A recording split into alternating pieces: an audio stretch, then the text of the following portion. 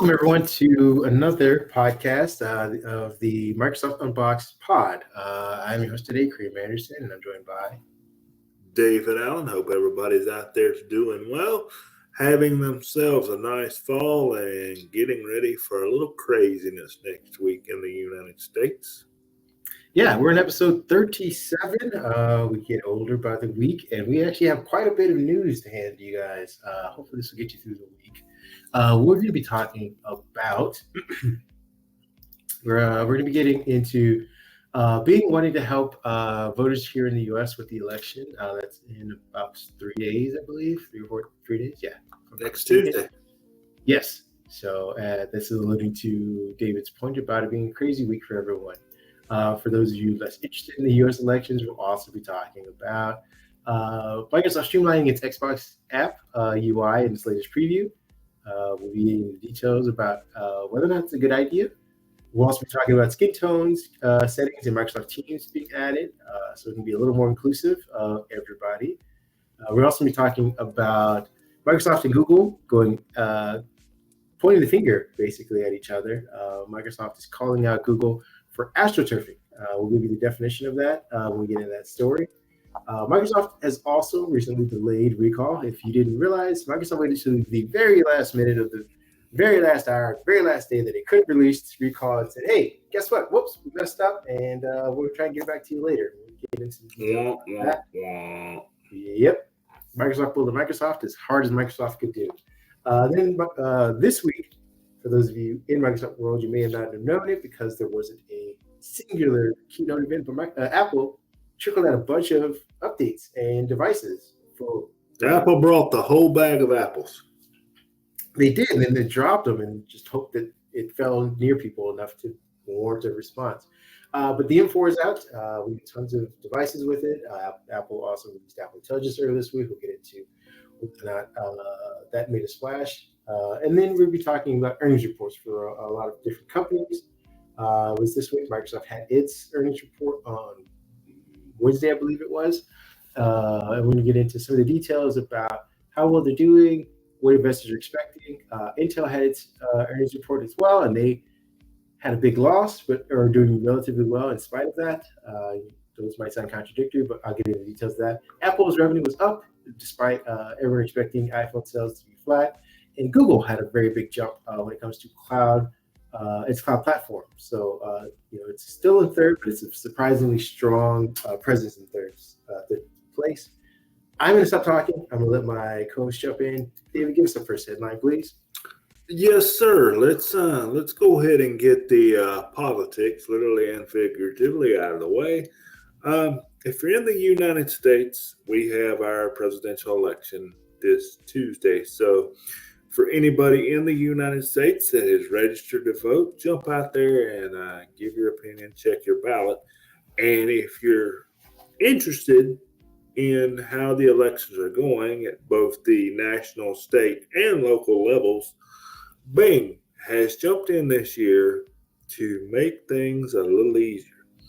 Bing will have a special website up this year for the presidential election that will allow you to easily track everything you've got going on election day, where the votes are coming in. You'll be able to drill down as far as your local race in your counties for mayor and in your state for your governor races, and of course the presidential election between Donald Trump and Kamala Harris. So I think this is pretty cool. People, as we know, have been a little more tuned in to the election and what's going on in our world. And Bing has teamed up with the Associated Press. That's where your data is coming from, the Associated Press, to give you a one pane of glass look to be able to drill down to see in real time. Microsoft made that clear that the results are real time, or as real time as they can be. Real time to track the races and results of what interests you. They've also updated the mobile platform as well. So if you're out on the go or you're just a mobile user, you'll be able to use the same service on your phone. I think this is pretty cool because there's a lot of people out there that don't want to get in the back and forth with some of the journalists and folks on our news channels that will be prepared to see what they are and move on. But I think that I'm a little surprised, and maybe they are, but I'm a little surprised that Google and some others aren't offering, or at least advertising if they're offering a similar service. Yeah, this is all stress-inducing for me. So maybe some of you will follow me, will not be using this tool. I'm going to go saying that I won't vote. I'm going to put in my vote, and whatever it's going to be, it will be probably about a week from now. Unfortunately, it takes a while to count all the votes, sort through all the different systems each state is running.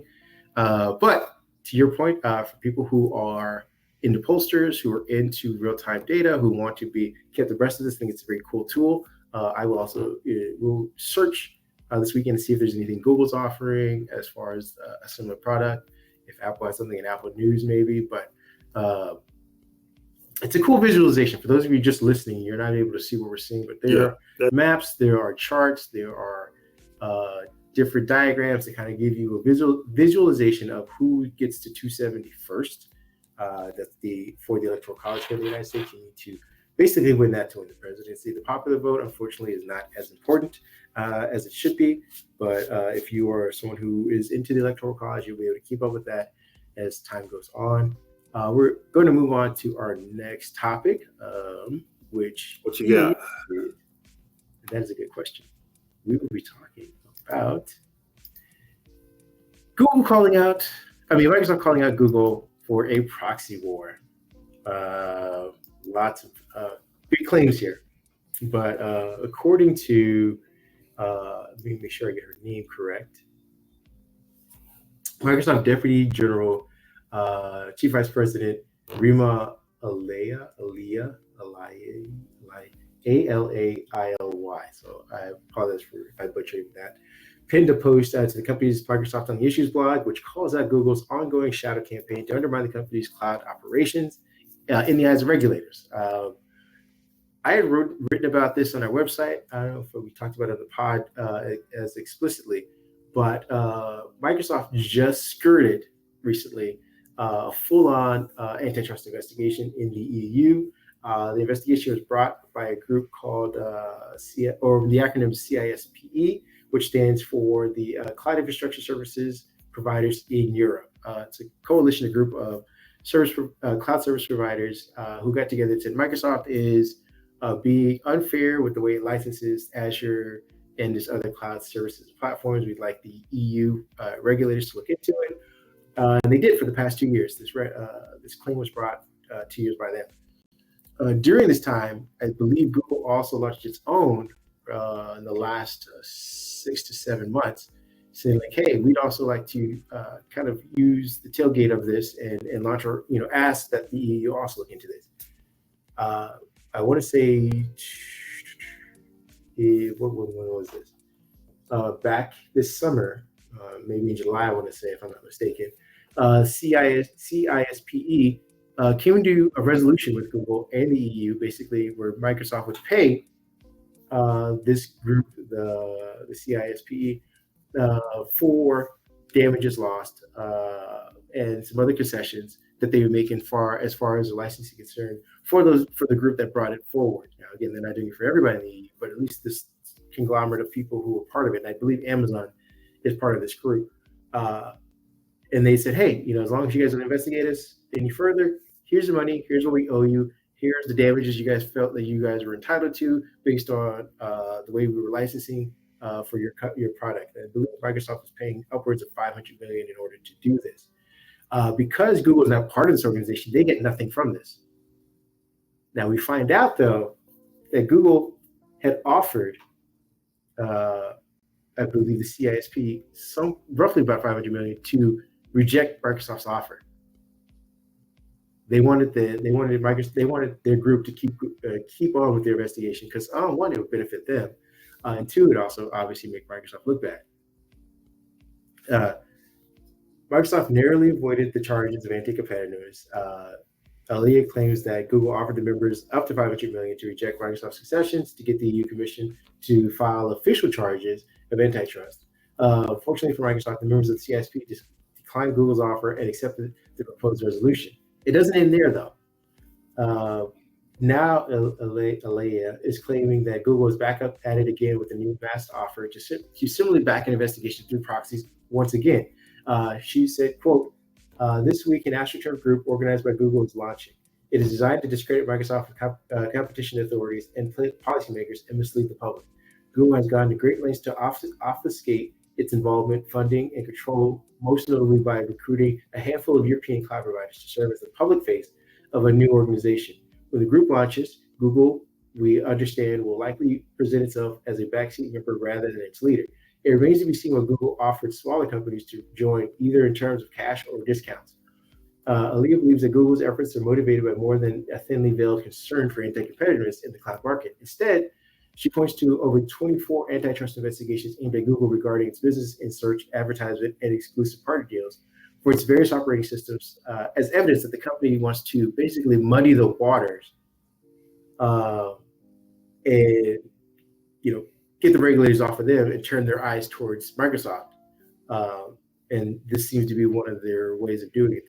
They're going to back a different group since the CISP didn't take their offer. They're putting together another group saying, here's a bunch of money. You guys go launch a complaint with the EU and we'll back it. And you guys can just stay and fight this as long as you need to because we'll keep funding it.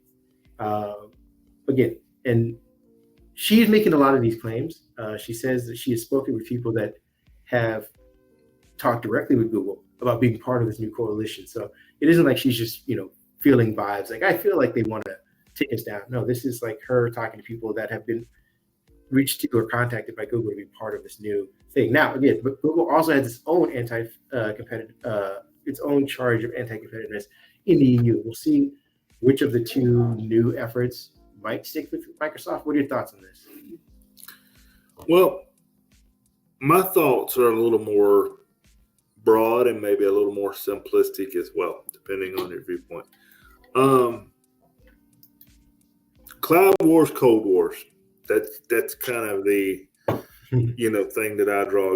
We went through the Russian Cold War many years ago. That was part of that was part of mine and your generation early on, and I think that's what it reminds me of.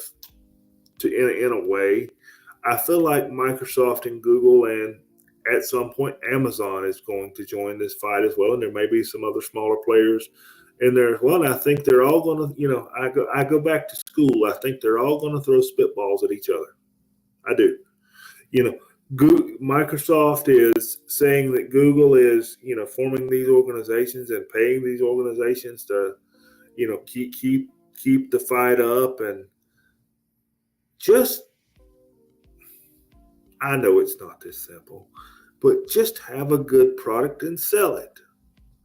And I get that Microsoft is kind of being a little bullyish with their bundling practices. We've talked about that.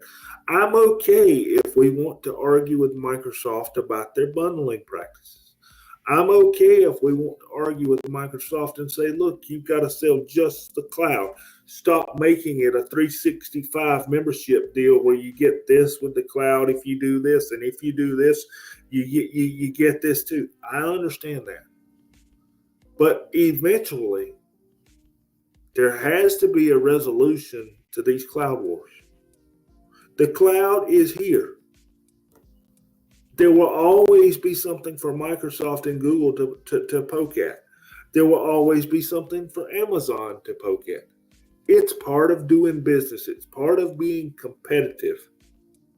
And I get that there's a window in there that if you cross that window, as you said, Microsoft has skirted the antitrust here for a little while over there, that if you cross that window, you enter antitrust territories. And people are going to come after you. They should. But I feel like that window needs to move.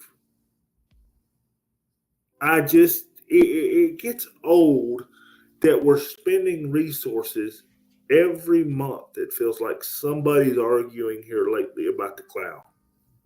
Somebody's doing something they shouldn't. I don't know what the right resolution is. I certainly don't think going to court every quarter about it is the right thing to do. And I don't think forming a secret coalition and funding it to fight another cloud provider, Microsoft or otherwise, is the right thing to do. Because when you see these fights, like you said, Google's funding against Microsoft, you know what that makes me question? Google. Why are you funding? What are you doing? What are you up to that we don't know about? What are your cloud practices that we don't know about? And I'm sorry, folks, for getting a little animated in this, but it bothers me to no end that we spend these resources and we spend this money, whether it's cloud providers or software providers, doesn't matter to me, when we could be using these resources to compete to make products better. In the end, the consumer is going to choose who they're going to choose. That's it. Yeah. I'm going to wrap it up by just saying I am not as animated as you, and maybe that's just an admission of my own weird cynicism, so to speak. But I mean, this is the battle arena of the court. This is, why Google has a whole division of lawyers, and the same thing for Microsoft. If they, I can't be too upset because Microsoft did this, FUD kind of situation with the Google, G-Man and stuff like that. Like, this is all part of business. This is all part of competing. This is the least attractive version of it. I don't particularly care about reporting on it, but it needs to be said and done. If we'll find out later, Microsoft may have been part of one of these 24 investigations into Google, and we'll have egg on our face by saying, "Hey, should have just done it the right way." Google, they all do this underhanded kind of stuff. It's not illegal. If it were illegal, I have an issue with that. But again, if this is the way they want to compete, then so be it. Microsoft just needs to be better at this version of competing. First thing to be better, to your point, at the product. The product at the end of the day is something that people will need or want. And then if this is the way that your opponent is choosing to compete, go out and compete better than them. If they're offering people to be part of this coalition, offer them more to not be a part of it. If it's going to cost you less to say, hey, here's $1 million or $600 million to get to not be part of Google's thing, and it's going to cost me less to get you out of it today than it is to go through a whole evidentiary ruling through regulators and possibly have Azure broken up from Microsoft. And Microsoft, do what you need to do. Same for Google. Same advice for anybody who has the resources to do this. This isn't taxpayer money, so it isn't necessarily coming straight from me. So if you need to fight this way, you need to spend your investors' money in order to stay on top. That's the way it is. I would like it to be different, but that's my opinion on it. Let's get into it. And you're not having to think about it, folks. You're not having these arguments unless there's a product worth buying. Exactly. With that being said, we're going to move on to Microsoft streamlining its Xbox app. I know you were itching to get at this one.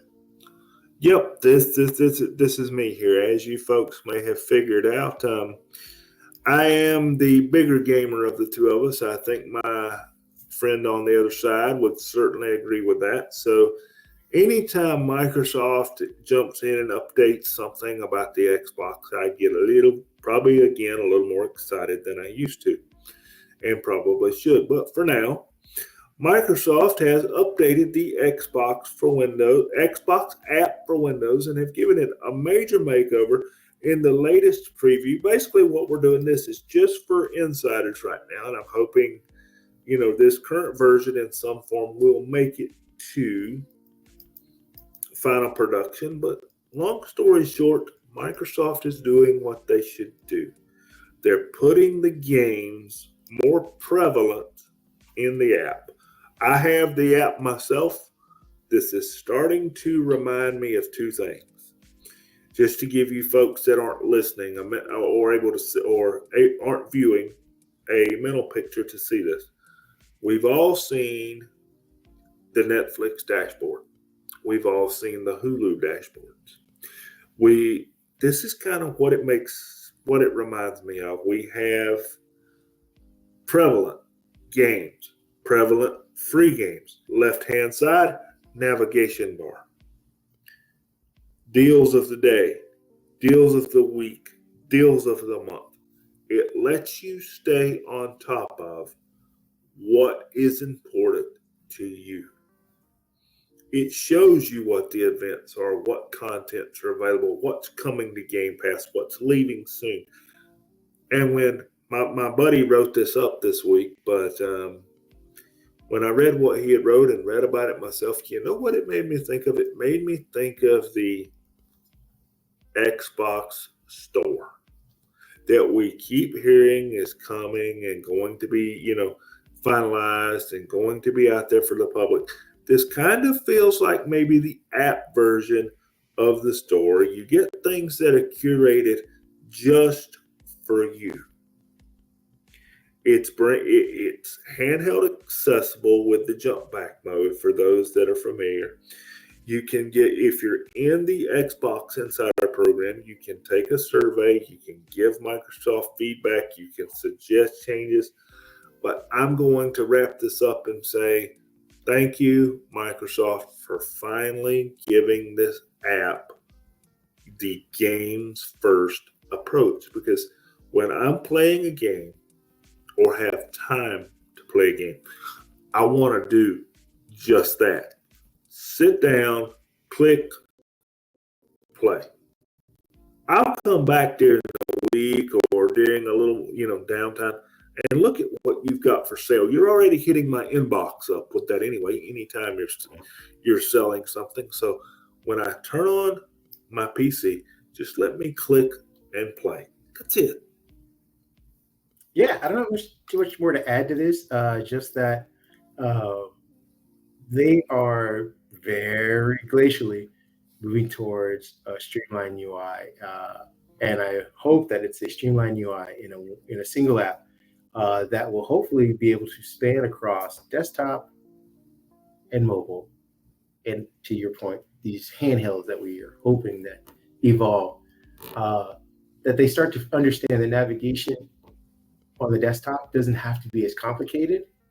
It can be just as simplified as it can be on a handheld or on something that's mobile.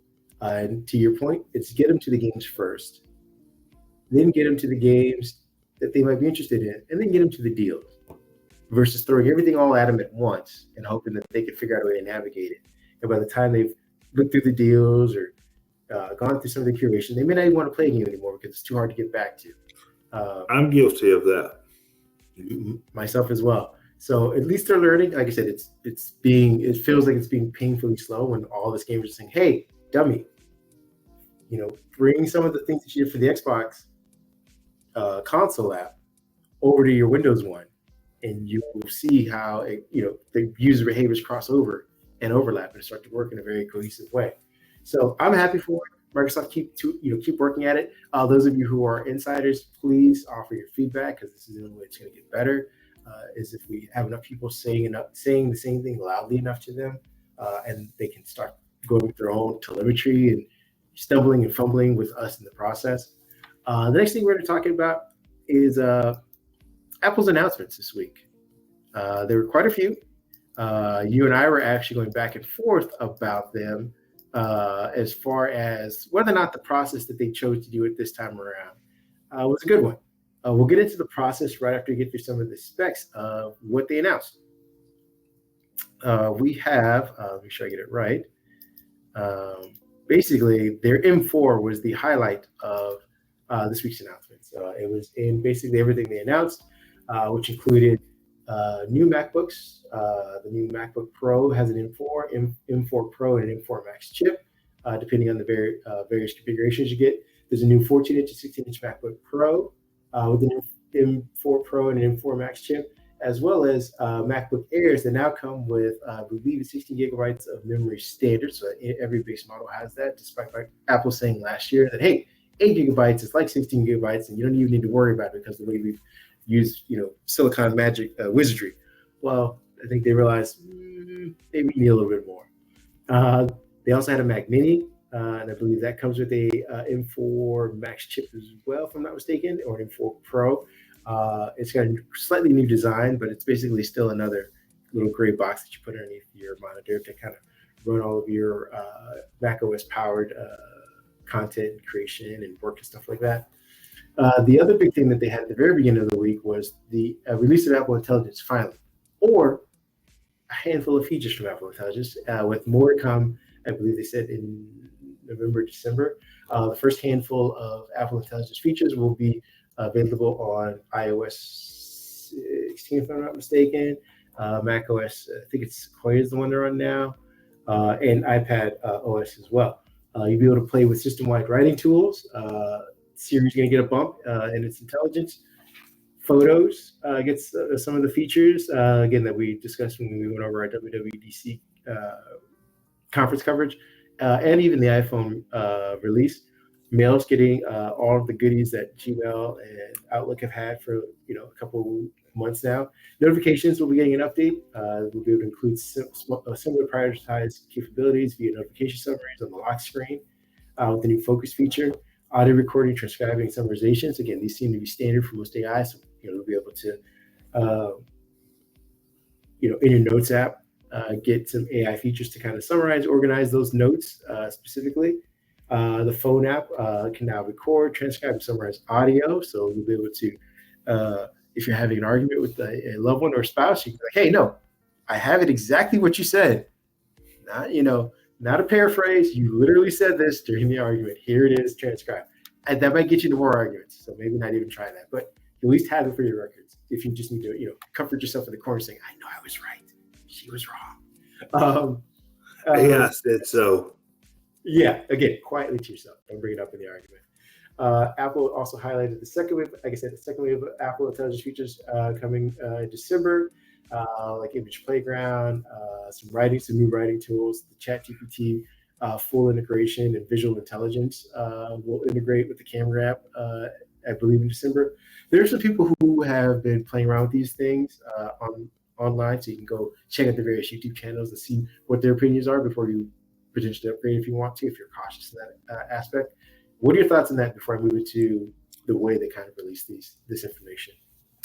Well, I'm not going to go all in anti-Apple like I have done in the past. I think the Qualcomm chips that we see in these Snapdragon laptops, I'm using one now. I think we are seeing competition. And that's the way I'm going to look at it. And I've also took a different look at Apple in the last few months. We have criticized the way they release things, which we're going to talk about again here in a minute. And we have talked about why they do some of the things they do and why they're always late to the party. Us PC users have had some form of AI here for over a year. Apple is just breaking in. But you have to understand, when Apple does their presentations, if you look at Apple's website, and I was just on it to kind of get a feel for just a second there, they're very consumer oriented. They're consumer oriented in their approach. They're consumer oriented in the locked in ecosystem that they have. And they're consumer oriented in their marketing strategies because they convince the consumer that to do XYZ task that you do every day, this device is better and this is why. Now, Kareem and myself, we're Microsoft fans. We kind of poke fun at this sometimes, and I have had my fun with Apple, but I'm going to lighten up a little bit for just a minute. So you guys record this because it's maybe the only time you get this for a while. I don't like the way they presented it. That's a discussion here for a minute. But the fact that they continue to produce the M3, the M4, and they're upping the efficiency, they're upping the power of their machines. They've made the Mac Mini smaller. They continue to forced Thunderbolt 4. We've seen Thunderbolt 5 come out on the Mac Mini and the Mac laptops. Apple, I give you credit. You're taking another step forward. Now, what you do with your software, I have different opinions. But what you're doing with your hardware here that you announced this week, I support. I wouldn't be afraid to purchase one. That doesn't mean it would be my daily driver. Yeah, to your point, you made a very astute observation that they're very consumer friendly. It seems like these releases were the opposite of that. I was talking with Lindsay, who was from MacBreak Weekly online, and we were having a discussion about. He thinks it's great, to have, because the way they released it through a series of YouTube videos. There was no essential live stream or keynote to organize all of this, and he thinks it's great. I had a different opinion. I think it is a bit convoluted for people who aren't in the industry like ourselves. We know to go to YouTube. We maybe subscribe to Apple's channel just to gather news or whatnot. They have, I forget how many million, like 14 million or something like that, people subscribe, which is great. But they have 100 or, they have billions of users. I don't think most of those people are going to YouTube to get this information. Details, which are very techy, are listed in these videos, like the M4 Pro and M4 Max models for I believe the MacBooks will have up to 20 GPU cores, up to 64 gigabytes unified memory with 237 gigabyte speed bandwidth. The M4 Max is 16 core CPUs with up to 40 core GPUs and 128 gigabytes unified memory with 546 gigabytes speed bandwidth. And like they compared the comparisons, or with an M4 Pro, they compared it to the M1 Pro for specific reasons, because the gains over M4 and M3 are minimal comparatively speaking, but generationally speaking, they are a huge leap. They're pricing things that people need to know about. But again, when you have a keynote, you have an organized one-day event, maybe two-day event, 2-3 hours where the media can go to absorb all this information. And we've seen it over time and time again. All Apple's marketing talking points are regurgitated, repeated, and parroted on these different localized levels, either with smaller YouTube channels or smaller publications, or even your local news. You'll be watching, they'll say, hey, Apple had an event, and they'll give you kind of the highlights.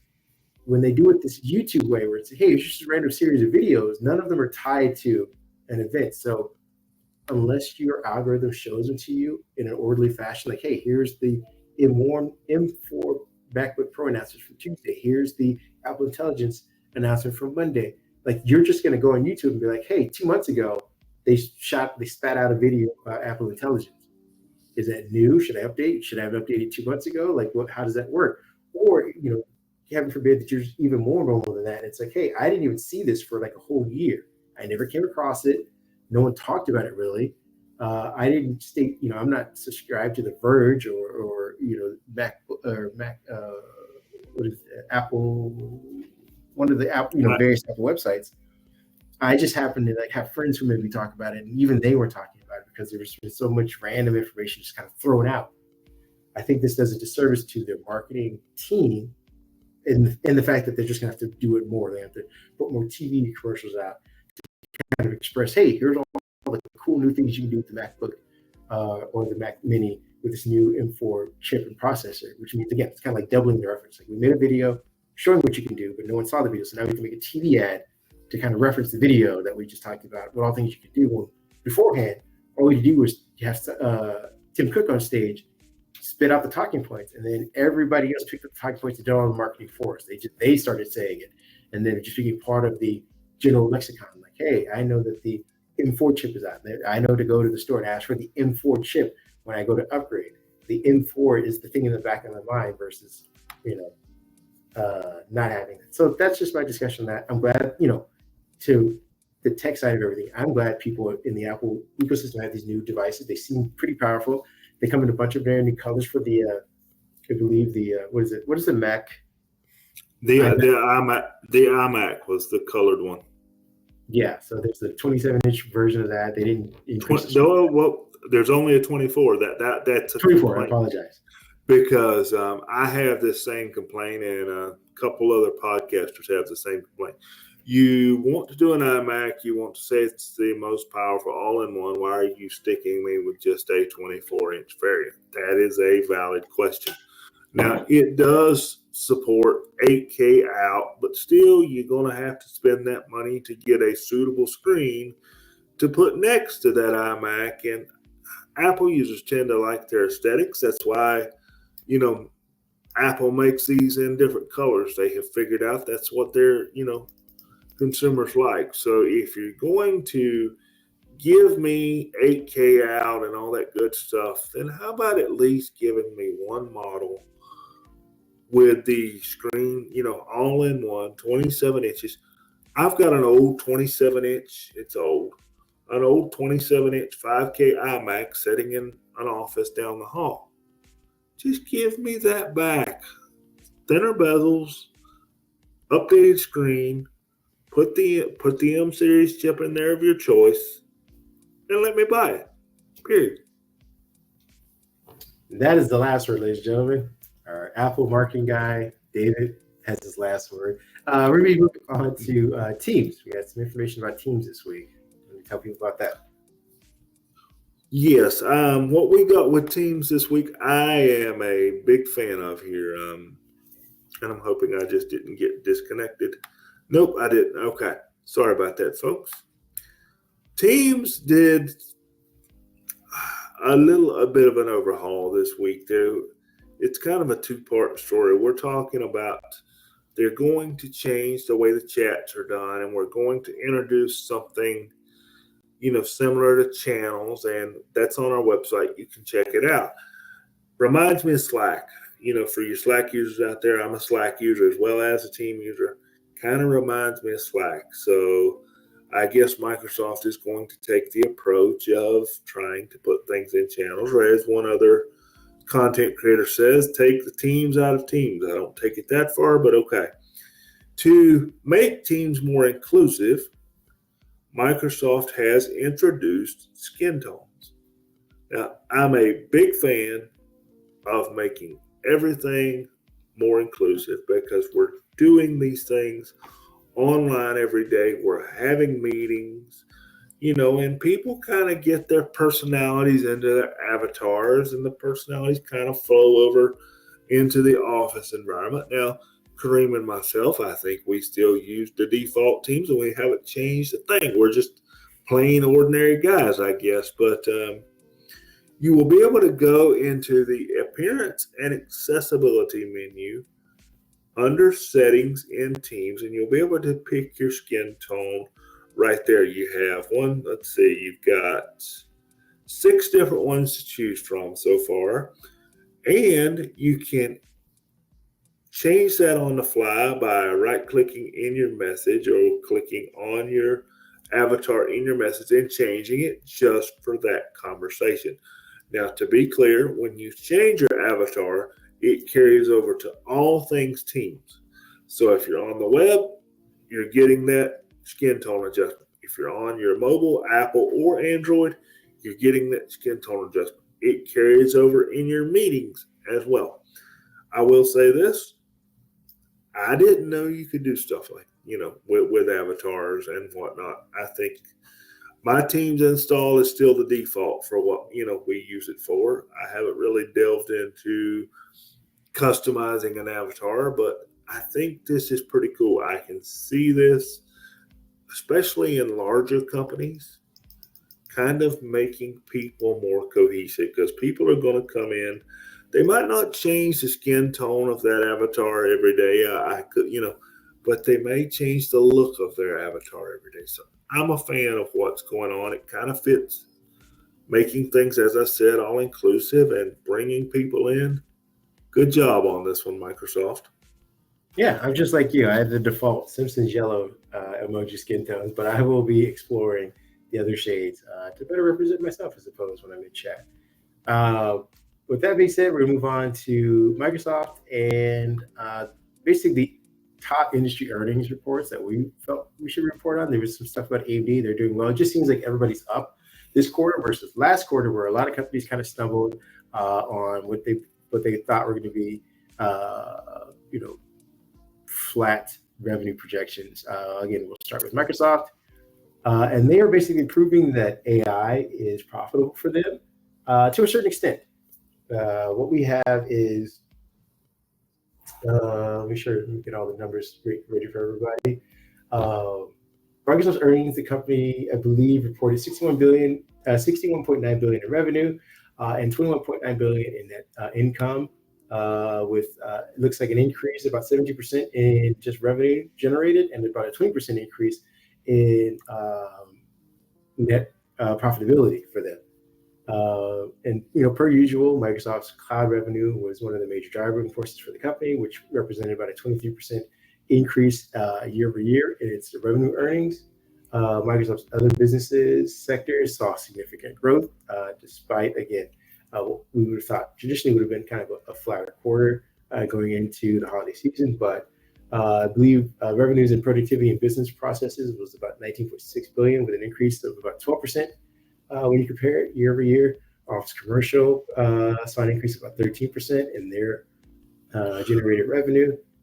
Office Consumers increased about 4%, and I believe Microsoft moved its subscriber numbers of Microsoft 365 up to about 80.8 million, which is pretty good. LinkedIn continues to be a bright spot for the company. They increased about 10% in their revenue. Dynamic Products was up. Revenue in the Intelligent Cloud, which is, again, incorporating a lot of this stuff as far as AI is concerned. That's kind of where they hide. They do a kind of three-card Monty when it comes to some of their businesses. I believe last quarter they shuffled where Windows licensing went to make one other sector look a little better. This quarter they've kind of buried or dumped AI into Intelligent Cloud, which makes sense. It brought in about 26.7 billion in revenue, which is, again, representing a 21% increase, despite all of us kind of being naysayers and saying, it's a fad, or how are they going to pay for it? They figured out a way to kind of obfuscate that for now. Server products revenue increased about 24%, with Azure's cloud revenue growth about 31%. Now, the more personal computing is the section we always love to talk about, because that's your Surface, your Xbox, your what used to be part of your Windows licensing. That was all the stuff we consumed as consumers. It saw 15.6 billion for the quarter as far as revenue is concerned, which is, again, 17% increase year over year, despite HoloLens and I presume Surface kind of dragging the entire thing down, and Xbox to a lesser degree. We saw that I believe devices revenue decreased by 17%, but on the contrary, for Xbox, the content and services revenue increased by 62%. And again, I believe that's brought in by their ownership of Activision Blizzard, which they just had a great quarter leading into this. I believe they stuffed some of those Call of Duty numbers in there to kind of increase that a little bit, kind of buff those numbers. But I think I was noting that the personal computing business saw its operating increase by 16%, which could signal that they're working on new hardware if their operating income grew by a significant number. Again, this is also leading to the overall decline. It's basically R&D versus profit. Right now, you invest in the R&D to hopefully get the profit later. So we could be seeing this R&D, the 16% increase, equivalent to new designs for new service products, or more likely, the R&D going into whatever potential handhelds or next-gen Xboxes that will be coming out in the next 2 to 3 years.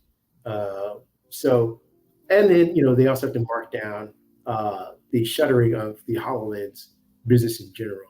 So all the work that they've been investing into that kind of gets written off as, not a tax write-off, but it gets bundled into their losses.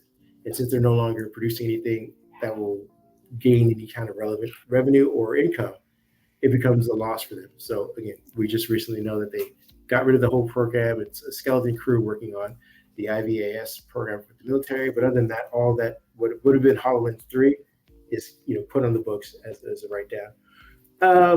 Overall, Microsoft did very well.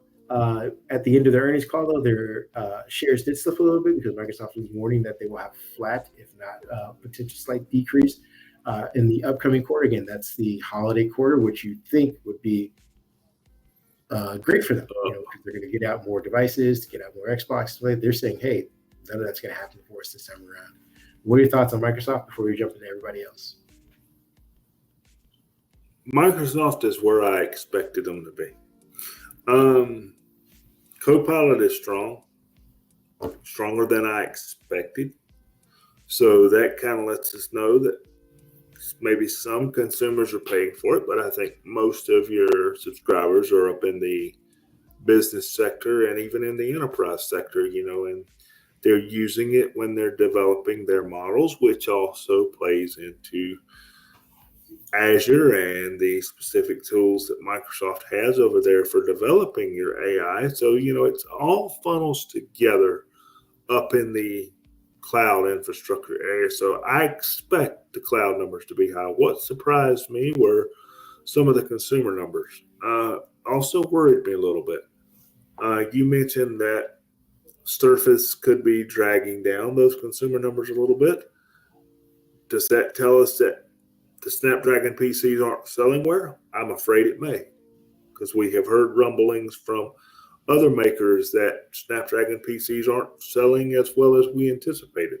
We're not seeing new Snapdragon PCs come out right now. We've heard some rumblings of more efficient Snapdragon PCs and maybe some that are going to lower the pricing, but does Microsoft decide to play with those?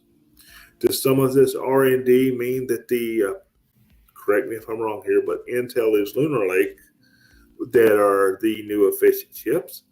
Is Microsoft playing with the Lunar Lake chips? Is that why their R&D is a little bit higher? We did see the leak last week that we reported on where somebody got a supposed picture of a Lunar Lake Surface laptop. What's Microsoft thinking with these AI branded PCs? We don't know what they're thinking. Xbox. Now, hold on. To clarify a little bit, though, the Windows licensing did see a slight increase. So that does mean that the overall industry are seeing people interested in Windows 11, newer Windows 11 devices. Now, again, it may not be Copilot plus PCs to your argument. Maybe they're just saying, hey, I will take a regular Intel from last year with Windows 11 on it. So that could be, to your point, that argument. Like, hey, I just want a regular PC. I don't need the Copilot plus PCs. But we do know that they're heavily invested in those. Yeah, exactly. And that worries me that we're not hearing more industry-wide about Copilot PC results, AI-driven PC results. The Snapdragon ones have been out enough. I was hoping to hear positive or negative from somebody what the swing in the industry is, what the industry thinks of them. Now, to kind of get back to something Microsoft-centric, you did say that Xbox was not dragging things down maybe quite as much as the Surface PCs might be. I think that's partly due, as you mentioned, to the $60 billion Activision investment. We're getting our first round of full-on Call of Duty, which was something I wanted to bring up. But Call of Duty, according to Satya Nadella, has had its biggest launch ever. This is the first one, as I said, under the Microsoft umbrella, which I expected it to have its biggest launch ever. Game Pass members, I'm going to quantify this, but Game Pass members don't have to pay for it. It's part of your subscription. For those of you listening, those are air quotes. Pay for it. Those are air quotes. I'm sorry. I do need to remember we do have people out there just listening. That, it's part of your, quote, subscription that you're already paying for. You got it not only on your Xbox, but you got it on your PC as well. So Microsoft didn't make you choose. That could be a revenue generator right there. Choose one. But no, you get that Game Pass Ultimate membership. You get both. Now, to another podcaster's point this week.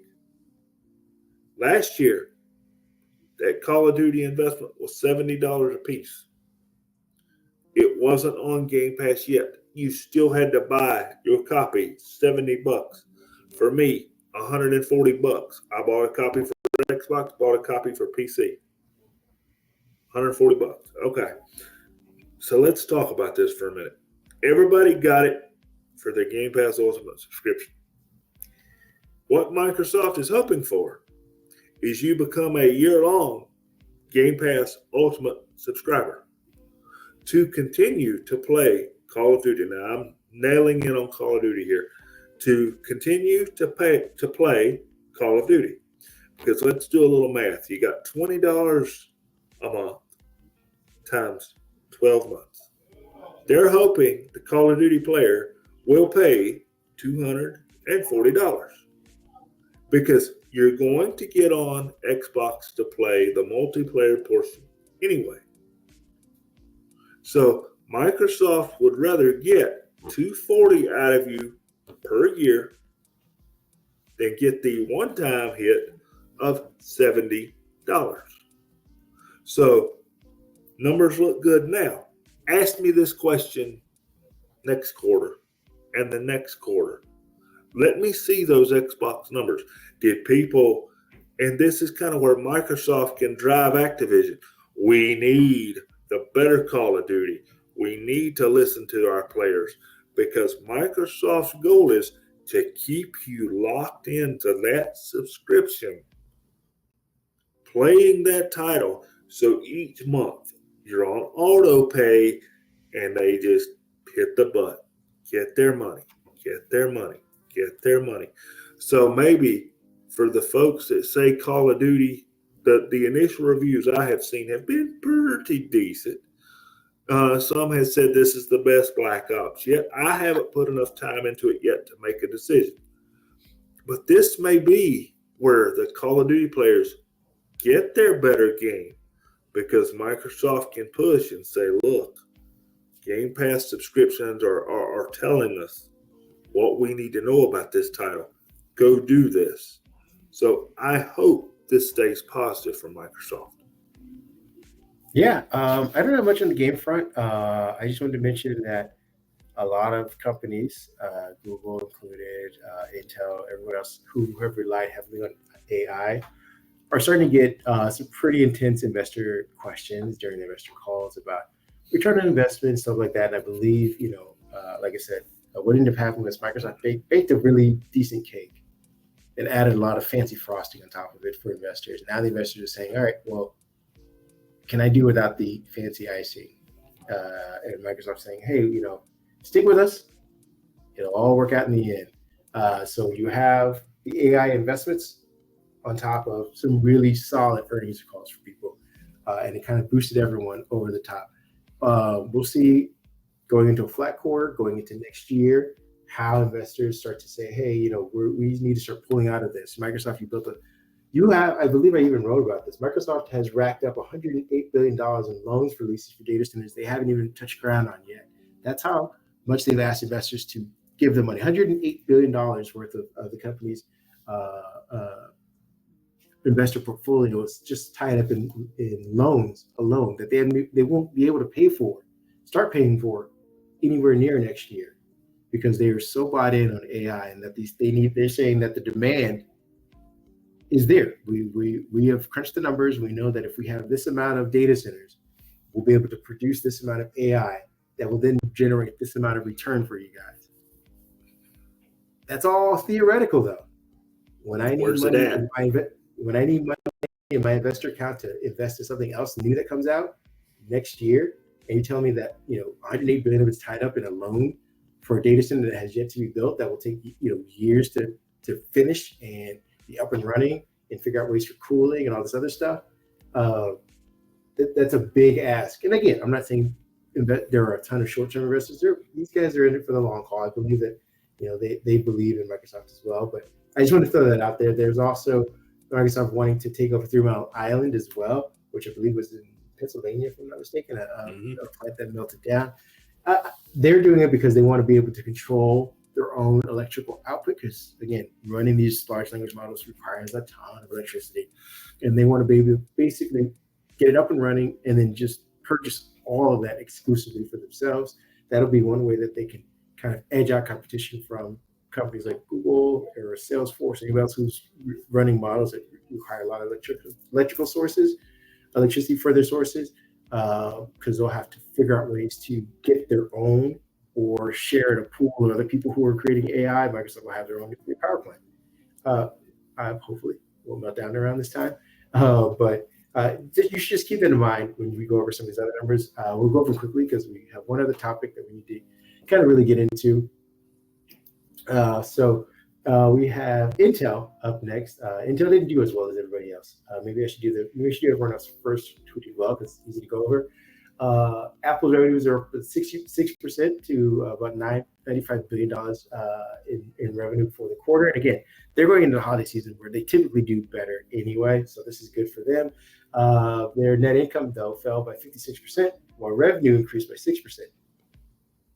Otherwise, saying that they generated a lot of products that because of their product portfolio, they increases, at least financial increases, weren't there. They have so many products at so many different levels that I think people are starting to opt out of the top tier stuff for some of the lower tier stuff. And that is costing them as far as their net profitability is concerned. Product announcements, again, they included the iPhone 16 lineup, Apple Watch Series 10, Apple Pods 4 were all in this quarter. So again, this is when they right after September they start to have that big push for hardware devices. The iPhone revenue was up, I believe, about 5.5% year over year. They generated $46.2 billion in revenue, which makes up 49% of the total revenue. So again, they've bifurcated their revenue. It is not just the iPhone that powers this company anymore. They've successfully made that transition and pivot to services, I believe. Their wearables and home accessory revenue fell by 3.3 to 9%. They 3% to about $9 billion. So the phones and the watches and the HomePod, if that's still a thing, are doing as well. Mac and iPad revenue was about 7.7 billion, which is about 1% up from last year. So again, with all these M4s out there floating out, the same people are buying them over and over. I don't know if they're necessarily getting new people to buy these. So if you see these people who are creating videos on YouTube saying, "Hey, this is why I left Windows," just know that they probably were already using a Mac before. They also had a $10.2 billion surcharge, essentially. A net income decline because of a tax fraud case in Ireland that they just finished paying out. So with that off the books, next quarter should be pretty decent for them. Another company who did well was Google, which had revenues jump about 15%, especially in aftermarket trading. They were up about $88.3 billion. They're part of Alphabet, which is the much larger company, which I believe their net income was about $26.3 billion. Again, on revenue of $88.3 billion. Their net income increase was about 33%, while the revenue grew by 15%, which beat everybody's estimates. Good for them. Sundar Pichai highlighted the company's momentum in AI innovation, which seems to be doing well for them right now. Google Search and other revenues are up about 12.2%, despite Google Search kind of sucking right now. YouTube ad revenue reached $8.9 billion because they're even putting ads in YouTube Premium because, hey, the world runs on ads, apparently. Google Network added $7.5 billion in revenue, which was down 1.6 in total advertising revenue year over year. The subscription platforms and devices revenue jumped 28% to $10.7 billion, driven by strong demand for the Pixel 9. At least that's what they're saying publicly. Google Cloud delivered $11.4 billion in ad revenue, which is up 35% year over year. That's a huge thing. Even though it's, we always say that, it's all relatively small number and you make a decent jump, it seems much more significant. Either way, it's still good for them. And I mentioned at the top of the podcast that they are a solid third place right now. Their other bets, which is what Alphabet calls anything that isn't Google proper, provided $388 million in revenue, about 31% increase. So that's like the weather balloons and some other, offshoot projects that they do, the car, Waymo, stuff like that. And then we'll get to the last company, which on the books did do as well, but if you dig into the numbers, it actually wasn't too bad for the company. Intel had its biggest quarterly loss. It posted a net loss of $16.6 billion in revenue, I believe at $13 billion for the quarter ending, which ended in September. Most of it was structuring and impairment charges. The loss included $2.8 billion in restructuring charges and about $15.9 billion in impairment charges tied to a devalued asset. The stock price reaction, despite the loss, Intel beat expectations, leading to a 9% jump in after hours trading. So people who were not shocked by the initial loss realized that, hey, this is a one-time surcharge for the company. Ideally, this won't happen again. And otherwise, if you took that off the books, they did pretty decently. The CEO, I believe Pat Gelsinger, highlighted progress in reducing costs and simplifying the portfolio, improving inefficiencies. The client computer group of theirs, of Intel's, delivered 7.3 billion in revenue, which is a 7% decline year over year. But data centers and AI growth, that's again where the pivot's going to need to be, actually did. They saw a 9% growth, which they delivered 3.3 billion in the year. Network and edge growth was also about 4%. And the future outlook, Intel expects revenue in the current quarter to be as high as about 13.4 billion, which is again still down year over year, 1.6 billion, but way above the downer forecast that everyone kind of expected for Intel. Everyone's expecting Intel to just suck and swallow up money, but they seem to at least be swallowing up lesser amounts. What are your thoughts on all that before we move on to our last topic? Intel, I had a Google doing well. Apple doing well. I had a positive and a negative in there, and I was trying to think about how I wanted to word that. When I first started to say the first thing that came to my mind, I decided I wanted to say it a little differently. Apple, I expected. Apple, $1 trillion company, $1 trillion value. They're going to make the money. As I mentioned in my Apple rebuttal, people are going to buy their stuff. I'm not surprised with Apple's results. Now, Google Cloud funding the deal. I get it. The cloud is funding the deal for Microsoft. I understand that. Cloud is the hot thing. People are buying it. They're putting their workloads in it. They're putting their projects in it. We're using it at the small business level. That's where the money is. Intel kind of surprised me. I am on the Intel is going down train. Now, I'm not saying that Intel is leaving, but I am a firm believer of when there's smoke, there's fire somewhere. We have heard talks of Apple and Intel working together. Maybe Apple is a suitor for Intel, or, there's something there. We have heard of Intel and Qualcomm teaming up, buying each other. Qualcomm has showed interest in buying into. There's something there. I don't feel like, when you hear rumors of this size, somebody larger than us has seen a trend. They've got a feeling. They've got a gut. It's not that the CEO gets up at lunch and says, I'm going to go talk about buying Intel. They are, discussions among CEOs, among the, CFOs. What's going on? What are we going to do? What's the way out? Where do we want to go? So Intel, you surprised me. You lost money, but you did not lose money at the level that I expected. That gets me. And I want to throw in one question for maybe you and for our readers and watchers and listeners before we move on to our last topic. All this money being spent with AI, we did the same thing with cloud many years ago. We depended upon our investors to get us into this cloud revolution. Cloud, as these numbers show, is paying the bills. Paying the bills for everybody. Because while you were talking, I was sitting here thinking about where would Microsoft be without Azure? Ooh, good question. Where would they be without Azure? So now we're asking the investors to do it one more time for AI.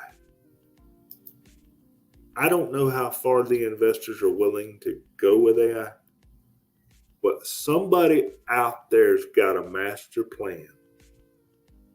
Because when the cloud first rolled in the door, it was not profitable either.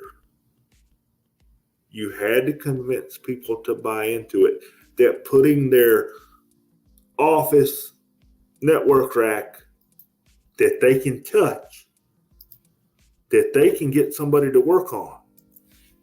You had to convince them to put that load into the cloud.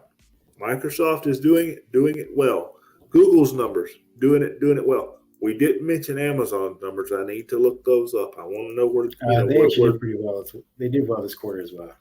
Okay, so they did well. Yeah, they did well in the cloud, area as well. So, can the investors hold AI up? That's my question. I need to get to the question. Will the investors hold AI up like they did the cloud to see some version of success? You hear that, investors? Hang tight. Our last story that we get into, and then we'll wrap this pod a little bit longer, is Microsoft delayed recall yet again. Wah, wah, wah. No early Christmas bonus for you.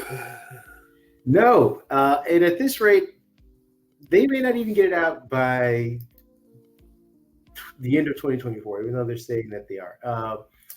We got a report, and this is from, I believe, Windows Central wrote about it, The Verge wrote about it, I think TheRock.com wrote about it, we're writing about it. But essentially, they said that they would have recall in its new, more secure iteration out for testing in October. They didn't give us the date in October, just in October. October is 31 days long. On the 31st day? Oh, the 31st 30th day. Yeah, 31st day. Roughly. Okay. On the 30th day, all of us tech enthusiasts asked Microsoft, where's it at? On the 31st day, they came out and said, oh, we're going to miss our deadline. You kind of think on the 31st day saying, oh, we're going to miss our deadline. No duh. They basically said, what is the exact quote? We are committed to delivering a secure and trusted experience of recall. To ensure we deliver on these important updates, we're taking additional time to refine the experience before previewing it with Windows insiders. They expect that they should have it out in December. Now, for those of you who know anybody who works at Microsoft or any tech company in December, nothing gets done. No. You have Thanksgiving, and you have about a week and a half of actual work before people start going on their holiday vacations, and you start getting the out-of-office emails, and nobody returns until maybe about that first week in January. So Microsoft's got about a week and a half in December, realistically speaking, to get this thing out. And then, again, you're leaving it for testing and feedback for people who won't be in the office, who are already out of office, who are vacationing, things like that. So even if I, say David and I get our hands on recall, and it works the system, there's not going to be very many people in the Windows Insider team that are going to be responding to any kind of feedback or emails seriously until January. So why even release the product at that point? But that all being said, that was the only they didn't give any details as to what aspect of recall was kind of holding up the delay. Why they waited until the umpteenth hour to kind of give everyone this heads up. With that being said, I know you're frustrated. Get into it. What are you thinking? Thank you. I'm sorry. But something you said there piqued my frustration just a little more. Secure and trusted. You read what Microsoft said. Secure and trusted. You know what that tells me? Recall is ready in functionality. Recall works in functionality. But they're not sure yet, after all the backlash, and especially the third-party hacker that started a good portion of this, saying, hey, I can prove to you that recall is not secure.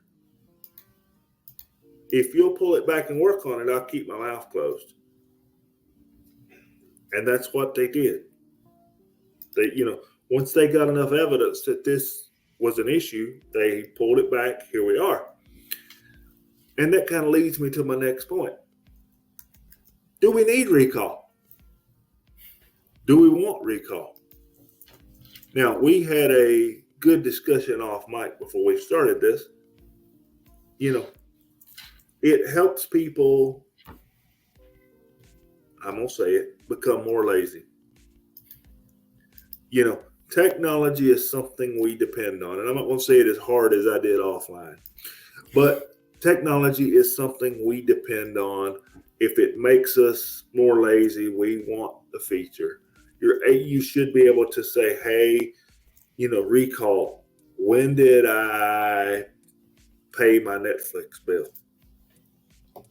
Or when did I send that letter? When did I respond to that email? Recall should be able to tell you these things, or at least some version of these things. But guess what? The Snapdragon PCs are here. We've got a Snapdragon argument going on with ARM and the licensing with Qualcomm. We've got Intel over here. Their chips are out, or the first versions of their chips are out. We've got AMD over here. The first versions of their chips are out. The 370 series. They're all working on the second version. We were told, Copilot PCs, recall was the feature. Microsoft, you said it. You dropped that ball.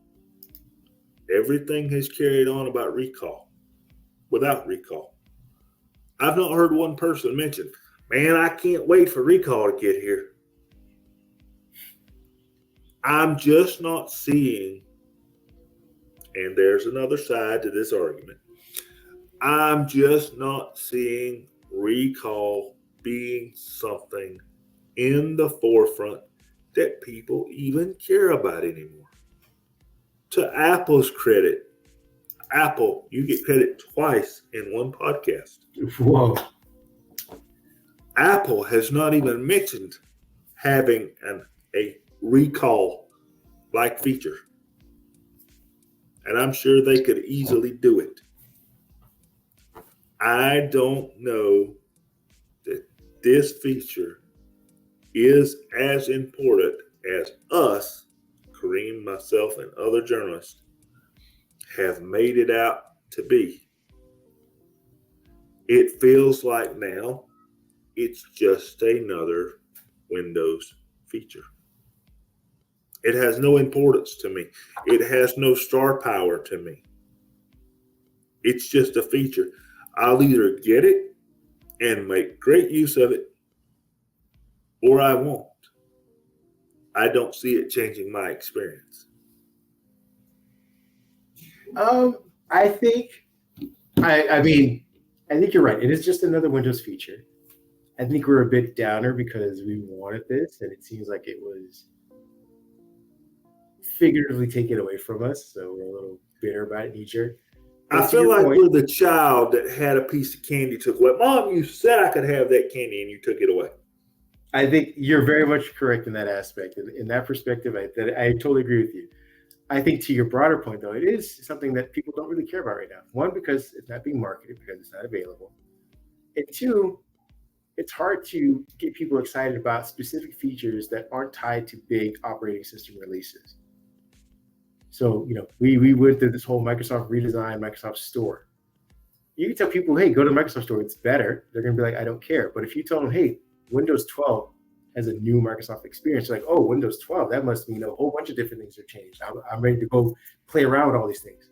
Windows Recall coming out as a feature for Windows 11, people aren't going to, one, necessarily even know how to get to it, that they need to update their systems for it. New PCs will come with it updated, but imagine if you were sitting at home, and it's just like now, trying to get my wife to update to Sequoia on her, or whatever the new latest Mac operating system is. She doesn't know. There's no marketing for her to be like, hey, you need to go get the new operating system. I tell her that it's out there, and then she'd be like, all right, great. I updated it, and I broke a bunch of stuff. I'm blaming you for it. I'm like, I don't even like Apple stuff, but because I've introduced her to it, she blames me. That'll be what recall is for people. People with Windows 11 devices right now who have just gotten over the fact that they had to change everything from Windows 10 are going to be like, I'm good, man. I don't need this random feature. Now, again, if the next PC that I have starts with it, or that I have to upgrade to Windows 12 and it tells me like, hey, this new thing is here, then people will get excited for it. But as far as to your point, whether or not people need it, the vast majority of people don't need it. But they will become accustomed to it and used to it when, I think as part of our discussion was, when they can use it like they do Google Photos, to not have to remember their driver's license, to not have to remember their banking routing number because they had a picture of a check that they took for whatever reason. And now they can be like, hey, bank check, and get their routing number. They don't have to have it memorized. They don't need to jump into an app. They don't need to run over to their phone to get this information. They have it on the devices right in front of them. And Recall will be able to do that for people. And its experience has already been proven in a bunch of other apps. Microsoft's just putting it together in this particular app.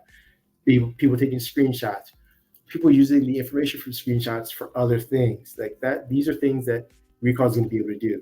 These are things people have been doing manually in other aspects from other platforms, from other devices over time. And now they're telling them, hey, you'll be able to do it on this one device that you're sitting in front of already. You don't need to reach for anything else. You don't need to call anybody about it. You don't need to reference it through an email, a quick note, or a shot in Teams like, hey, do you guys remember the password for our Wi-Fi because it just went out? You'll be able to do it right here in your own machine. That is what people will become accustomed to. Now, Microsoft just needs to get it out the door so that all these user behaviors start to like roll into it. They're having trouble getting out the door. And I feel like, because I believe Chrome OS is coming out with something similar to this, Apple Intelligence has aspects of it. It's very manual in the way that they're doing it. Like people have a little more control over like when it's initiated. But I think it's all going to evolve to the point where just because people want things automatically, when things are done automatically for them and it's done consistently and right, it becomes something that they can't live without.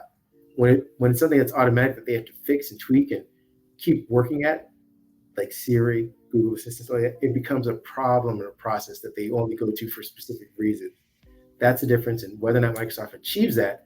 I believe that's the ultimate goal in any form of computing in general. We want to be able to rely on the processes reliably and have it do most of the work for us. Nobody wants to sit at their computer necessarily, unless you're a content creator. And even then, there are tools like I've been recently using AutoCam, I believe it is, or AutoPod, which basically does a lot of jump cuts and multicam automation stuff I used to have to do manually, things I didn't really enjoy doing, but were part of the necessary process for creating video. Those have become automated, and again, that's the whole thing. People want to get in and get out of these machines to go do other things that they really enjoy, and hopefully Recall, if and when it does come out, can be that thing, and Microsoft can properly market it as that. There's a lot of ifs in that statement, but overall, I think we're not at a loss here as far as not getting it when we should have been getting it.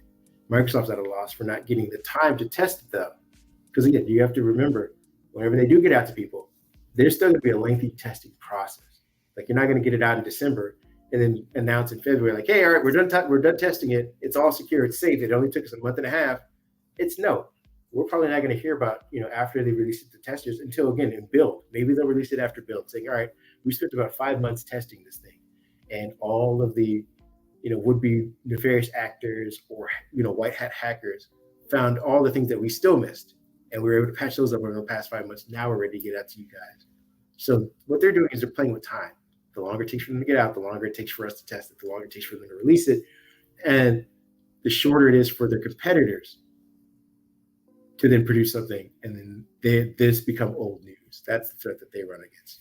I won't belabor it anymore. I'm going to let people get out and enjoy their weekends, get out in front of these computers and devices or whatever. But if you have one other last point, let us know. And then nope. I'm just, I know we've run a little long today, and I will take a minute, since we have run a little long, to tell our users, hey, we appreciate you sticking with us. We appreciate your support every week on the website and our social channels. And as always, and I'll be the one to funnel it this time, you can find me on Twitter and Threads, David PAJ 1978. I plan to get out, as you like to say, and smell a little grass this weekend, maybe play a little Call of Duty. So feel free to jump over there and hang out with me, discuss recall, or discuss that Microsoft needs to make more money or make less money. Makes no difference to me. What are you up to? People can find me at Mindhead1 on Twitter while I'm still there. I've been exploring Blue Skies a little bit, and Threads is kind of my jumping off point. I think after the election, and I don't need to keep up with politics as closely. I may find myself over there way more often than I am currently in those platforms. So again, Mindhead1 on either of those. You can find me at Kareem Anderson on Instagram. I did want to let people know that we are exploring Twitch and maybe TikTok as far as other platforms. Yes. So if you guys have any suggestions on what you would like us to discuss over there, I mean, this is still a podcast that is mostly information about Microsoft based, but if there's other aspects of things you would like to talk about as far as tech is concerned, we will be looking to those platforms to kind of, also engage with you guys or just make more content. If you have a direction, we'd love to hear about it before we start throwing spaghetti at the wall. So please let us know either in the comments on any of our posts. You can email or you could leave comments in, I think you can leave comments on Spotify, you can leave comments on YouTube where the content is at. Until we hear from you again, we hope you guys have a great weekend. It's in most areas, it seems like it's going to be a relatively mild weather weekend. It's following Halloween, at least for those up here in the States. For the rest of you not in the States, go out and buy yourself a bunch of candy and enjoy the weekend anyway. We'll all celebrate together. You can't have a really bad weekend when it comes to candy anyway. So again, thank you, and see you guys next week. Have a good weekend, folks.